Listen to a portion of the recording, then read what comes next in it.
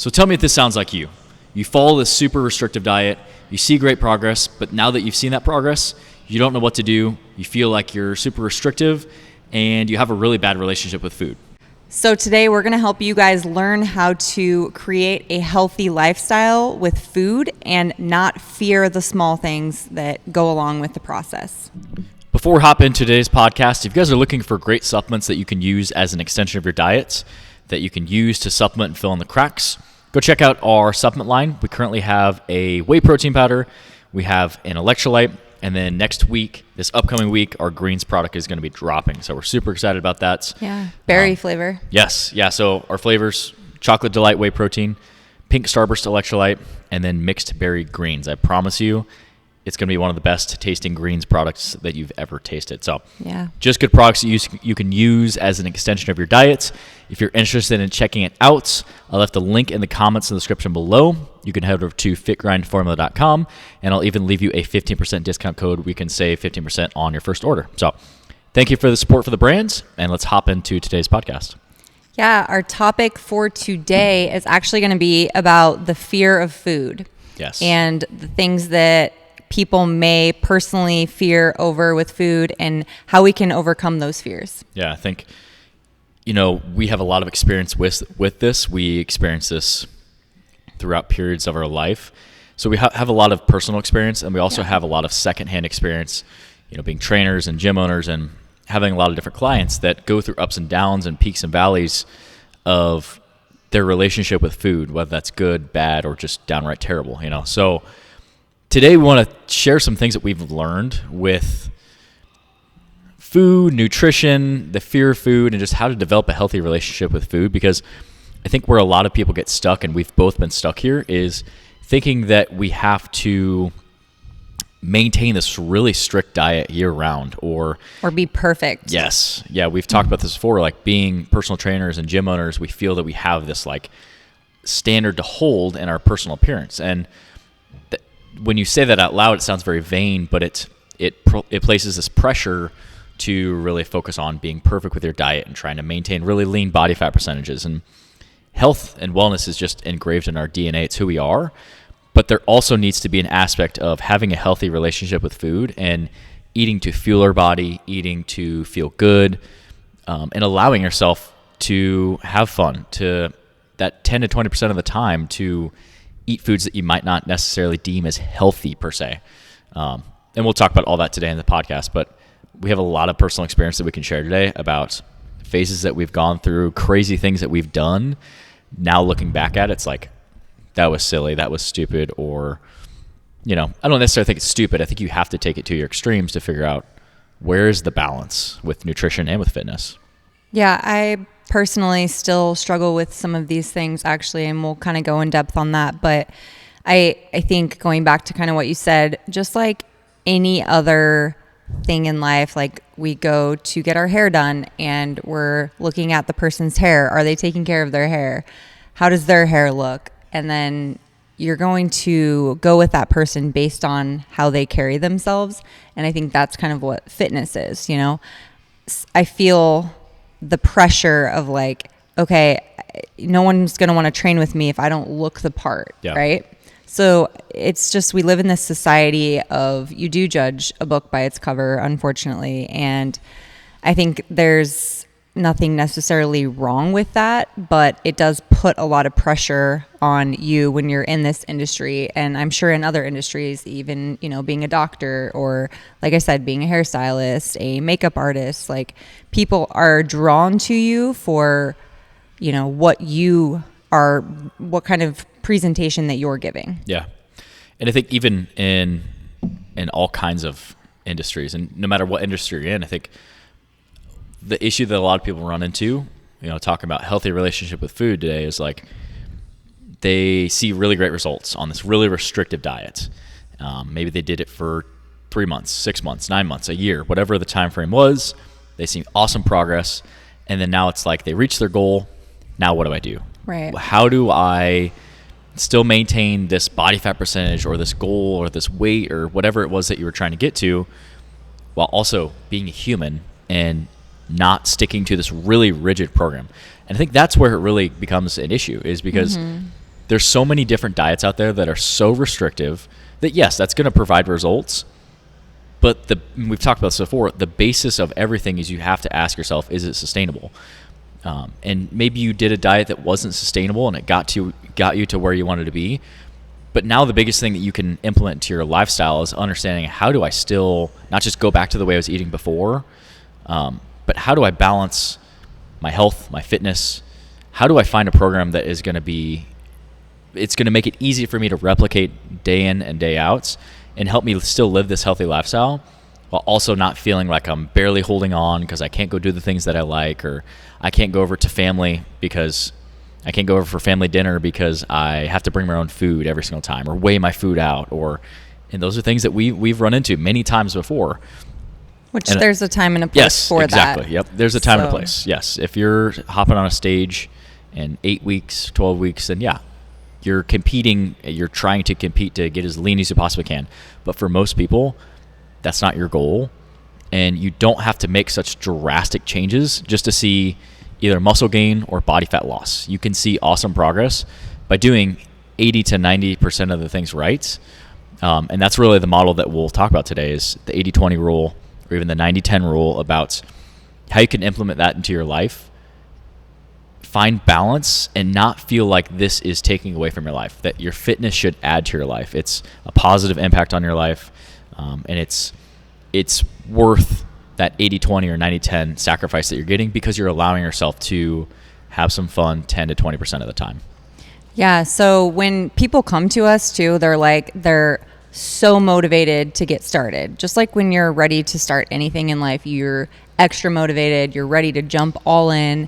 And I think that's where those problems come in, is people are like, it's like all or nothing. And we've got to restrict sugars, we got to restrict alcohol. And they went from a lifestyle where they were eating lots of fast food, going out a lot, drinking alcohol, and eating sugary foods.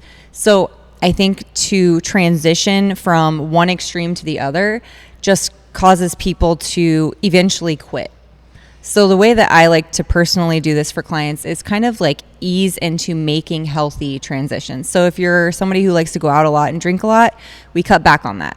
We slowly take that back a notch, and we slowly start to introduce more whole foods, more protein, getting in enough water, bringing in exercise. And when you start to exercise, your body craves those healthy foods. When you go out and party and drink and come in to work out, you feel like crap. Yeah. So your body is going to like give you those signals and give you the feedback, as opposed to if you're eating crap and coming in here to work out, you're not going to be able to give the effort and energy that you want to in your workouts. So I think the biggest thing is taking those baby steps to get to where you want to be, but also knowing that you can't go cold turkey, just like a smoker or, an alcoholic, or, it's really hard to quit cold turkey. Yeah. That's why they have these programs to help them slowly quit. It's because we are not designed to, we're creatures of habit. Yeah. We're designed to do the same thing over and over again. So when we get into these habits, it's really hard to pull back from those habits. So creating new habits is going to take time. Yeah. Yeah. Some people can quit cold turkey. For some people that works. It's a very small percentage of people. And most people are going to need to practice balance. And obviously we're talking about like smoking and drinking with that, but those are things that you should obviously limit if you're living a healthy lifestyle. Example. But if we're talking about like sugary foods, and like, I think one thing that has really helped me, I guess we can give a little background too on, how extreme we've taken it. But the one thing that's really helped me is changing my idea of what food is, not as good and bad, not labeling as black and white, but looking at as fuel for your body. And that, at the end of the day, that's what it is the food that we eat is what's going to fuel our energy throughout the day, our workouts. It's going to improve our mood, our function, all of the things that we're doing throughout the day. And if you're looking to feel healthy, move well, have good energy, you're naturally going to pick healthy food choices. And when I say healthy, I'm saying whole foods, structuring your diet around lean meats, good high quality carbohydrate sources. So carbs are not bad. We've said this 20 times on the podcast before, and we'll say it 20 times again. You can eat carbs and still lose weight. Carbs are not the enemy, and I think a lot of people get that like fear of, oh, if I eat fat, I'm going to get fat. If I eat carbs, I'm going to get fat. Or if I eat carbs past a certain time, it's going to instantly turn to body fat. It's not so black and white, cut and dry. You could eat good, healthy carb sources like potatoes, rice, pasta, whole grain breads, oatmeal, fruit. All of these things are going to help you have more energy for your workouts, be able to give more efforts. And in turn, that effort and that progress in the gym is what's going to help you see the body composition changes and the weight changes that you want to see, either gaining weight or losing weight. So that's the single thing that's really helped me with just body dysmorphia, bad relationship with food, is looking at the food as fuel. And to properly fuel my body, I need to make sure that I'm having enough of protein, carbohydrates, fat, enough of the good quality food that I need to reach my performance and body composition goals. Yeah, and when you make these changes, you're going to feel satiated and full longer. Yep. And your body, like I said before too, your body's going to give you that feedback. In return, you're going to have good, efficient workouts. You're going to have good quality energy throughout the day and not reaching to grab caffeine throughout the day too, when you're fueling your body with these nutrients that it's lacking. And so when we're looking at balancing our meals, we're also looking at balancing workouts. And I know this is kind of off topic, but that's something that I learned too is, yes, food is fuel, but also my workouts are not, I'm not coming in the gym to do workouts to look a certain way necessarily. It's coming in to feel good and give my body the workout and, stress relief that it needs. So I feel that those go hand in hand. Oh yeah. And I think there also lies a problem with what you were talking about there too, is like the only goal a lot of times that people come up with is like a weight goal or a body composition goal. Like I want to be this weight on the scale and nothing else matters. I'll do whatever it takes to get there. And that's good. I'm not saying that you shouldn't have weight goals, that you shouldn't have body composition goals. But if that's the only thing that you focus on and you tie your entire happiness around that, and all your nutrition, everything that you do is geared towards that forever, you're going to end up being, you're not going to find purpose in the gym. You're going to be stressed. You're going to be miserable. You're trying to like make as much progress as you possibly can versus, yes, having a weight goal or a body composition, like a body fat goal, or I want to gain this amount of muscle mass, but also setting performance-based goals. I want to be able to run a mile in this amount of time. I want to be able to lift this amount of weight. I want to do my first pull-up. Like structuring that so that you can structure your strength training and your conditioning workouts around that, get lost in that and create this positive flywheel. And that's what's going to lead to progress on the scale. That's what's going to lead to progress when you look in the mirror and you see those body composition changes, is constantly finding ways to improve in the gym. And if we're really about living a healthy lifestyle and developing a good relationship with food, we want to get lost with that too, and get lost in the process of just living this healthy lifestyle and just continuously trying to get better, not only body composition wise, but also performance-based goals. That's something that I always focus with every client in my own personal training, where there's always certain goals that we're trying to achieve. And yes, maybe the end goal is like this weight. Maybe that's one big motivation, but it can't be the only motivation. Otherwise it gets old, it gets monotonous, and it takes time to lose weight, or it takes time to gain weight. So you have to find other goals and other things that you can set to keep yourself accountable, keep yourself coming, and just keep practicing living this healthy lifestyle. Yeah, and the reason that I bring that up is because in the beginning of this podcast, I exposed that I had still some trouble with, food being fear, but it's more so the scale for me is a fear, because I come from that bikini background where my body fat, got down to 10, 12% stepping on stage. And then when you go into wanting to have kids or have more kids, and you can't get pregnant, let alone have a period when your body fat percentage is that low.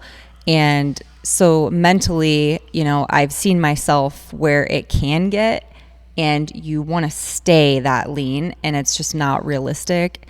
And while I love the bodybuilding, industry, it in a way it did destroy me, because I still struggle with that. It affects my mood. It affects my digestion, because you're cutting out so many different foods that, like, bringing back food into your diet was hard. I mean, you cut back fruits, you cut back vegetables, you cut back so many things that when you try to bring those back in, your body's like inflammatory response is just like going off the charts.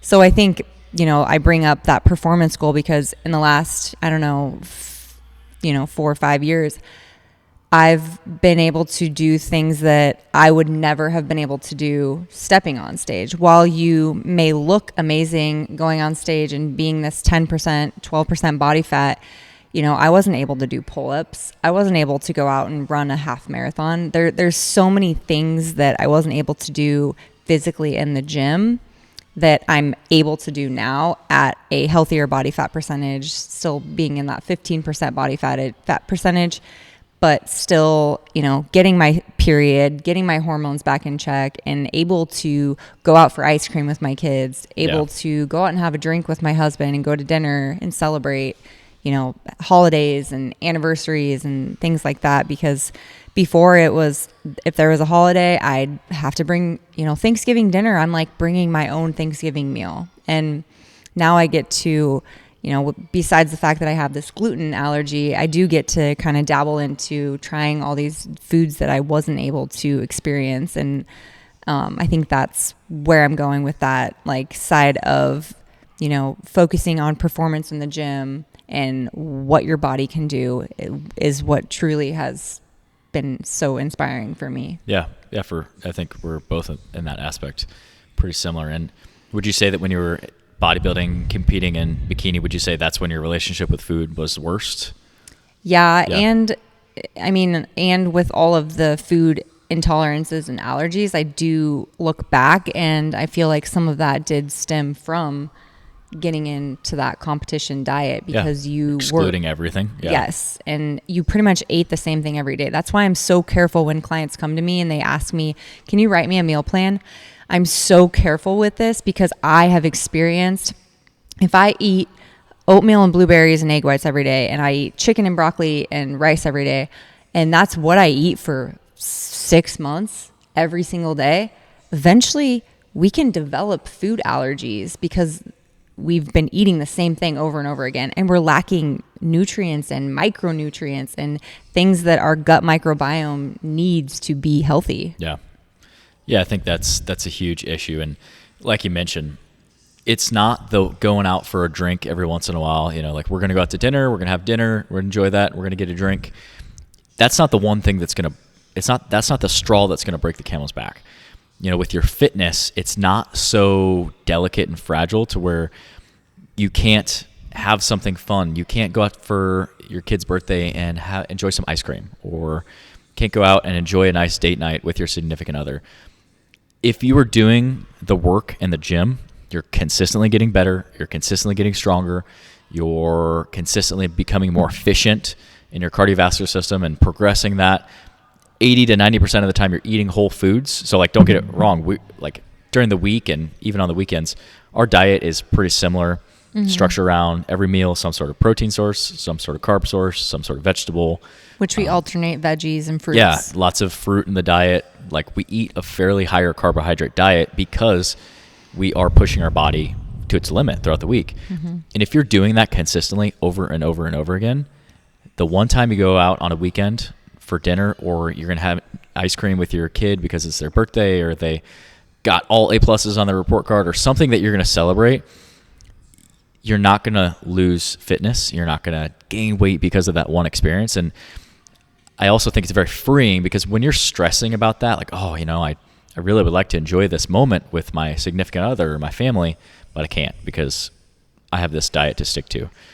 I'm not saying that you shouldn't be strict and that you shouldn't be consistent and disciplined, but I am saying that you have to take a step back and look at the big picture sometimes. Yeah. And you do have to say, I eat clean 95% of the time. This one time is not going to make or break my fitness as long as I'm doing all the things right. So that has been a very freeing thought and kind of revelation that we've had in our own nutrition and our own life, to where I do feel very balanced right now with my nutrition and just my outlook on fitness, to where I do know that we can go enjoy a date night and it's not going to ruin my fitness. Whereas even, in the last couple of years, I didn't have that same feeling. I thought I felt like I couldn't go do those things because I really wanted to maintain this really low body fat percentage.